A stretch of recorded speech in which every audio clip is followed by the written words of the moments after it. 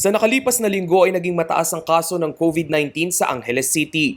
Nitong July 27, nasa 13th spot ang syudad sa may pinakamaraming naitalang bagong kaso ng COVID-19 sa buong Pilipinas na umabot na sa 78. Ayon sa local IATF, kadalasan na nagmumula ang hawaan sa mga pampublikong lugar at mga working area kung saan marami ang kumpulan ng tao. Kaya naman wala rin daw tigil ang syudad sa rollout ng bakuna dahil ito pa rin umano ang nakikitang susi upang bumaba ang bilang ng mga tinatamaan ng COVID-19. I am encouraging you all to get vaccinated. Be part of the solution.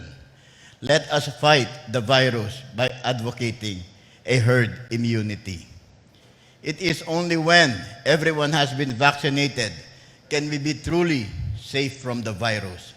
Lumabas sa July 21 vaccination report ng Angeles City na 64,970 na ang nabakunahan ng first dose, habang 23,699 naman ang fully vaccinated. Kung susuriin, malayo pa ito sa target na higit 270,000. Ang 70% ng kanilang lampas 411,000 total population para maabot ang herd immunity.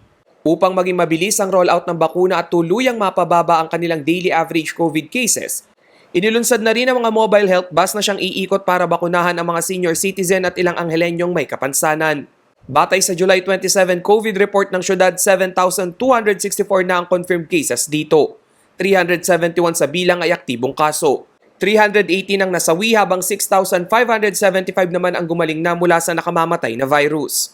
Sa kabilang banda, pasok din ang Mariveles sa Bataan sa top 20 list ng mga LGU na may mataas na kaso ng COVID-19. Nasa 14th spot ang bayan na may naitalang 72 new cases nito lamang July 27. Rainiel Pawid, CLTV News.